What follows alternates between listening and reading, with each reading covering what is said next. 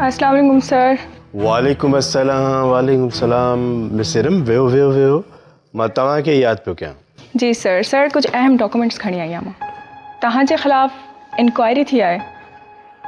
नैब तव्हांजे ख़िलाफ़ कदम पई खणे। अच्छा नैब मुंहिंजे लाइ? पर इहो मिसरम तव्हांखे कीअं ॿुधायो? सर मुंहिंजो मंगेंदो आहे नैब में, त हुनखे मालूम थियो। हुन मूंखे ॿुधायो ऐं कुछ पेपर्स बि ॾेई वियो। पर मुंहिंजे ख़िलाफ़ कंहिं कंप्लेन कई आहे? इहा त ख़बर न पई सघी आहे।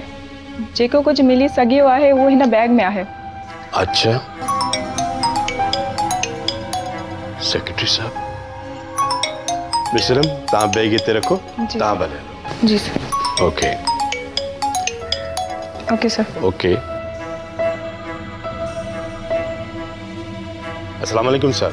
रहीम साहब ॿुधो आहे त वॾो माल मेड़ियो अथव, नैब वारा नोटिस खणी पिया घुमनि। न सर, अलाए कंहिं ग़लति कंप्लेन कई आहे, अहिड़ी का बि ॻाल्हि कान्हे सर। बहरहाल कोशिशि करियो त कुझु अर्सो मोकल ते निकिरी वञो, न त हिकु अधु ॾींहं में खमिजी वेंदव। सर प्लीज मुझे सपोर्ट कयो। मां कुझु नथो करे सघां। तूं पंहिंजा ॿिया वास्ता इस्तेमालु कर, थी सघे त एब्रॉड निकिरी वञ। पर सर कुझु त कयो, अव्हांजा हथ डिघा आहिनि माशाल्लाह। आई एम सॉरी रहीम साहब, मां पंहिंजो बेड़ो पाण मोड़ियो आहे घणी लालच करे। हाणे पाण खे पाण ई बचायो, शायदि हाणे पंहिंजो राब्तो बि न रहे। Sir hello hello sir sir please. Shit यार।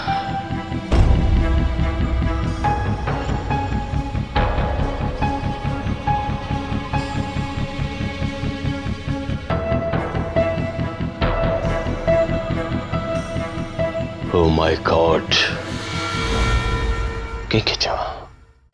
साईं साईं साईं साईं लख थोरा मस मस यादि कयो अथव। ख़ैर त आहे न। अॼु भला हिकु एडिटर साहब नज़र अंदाज़ थियल अदीब सां ॻाल्हाइण लाइ कीअं वक़्तु कढियो आहे? साईं छो था शर्मसार कयो? तव्हांखे त ख़बर आहे सर त अख़बार जी नौकिरी 24 कलाक मसरूफ़, 24 कलाक कम कम ऐं सिर्फ़ु कम। हुकुम कयो साईं, हुकुम कयो। सर असल में हिकु आर्टिकल आयो छपजण जे लाइ। तव्हां ते वॾी तनक़ीद कयल आहे, पर तव्हांजे अदबी पहलुअनि ते कुझु इस्लाही अंदाज़ में बि लिखियलु आहे। अच्छा कंहिंजो लिखियलु आहे? को नओं नालो आहे, या ईअं बि खणी चइजे त को फर्ज़ी नालो बि थी सघे थो।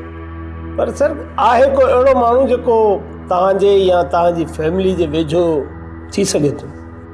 पोइ तव्हां छापियोसि पिया? ईअं कीअं छापियूं साईं?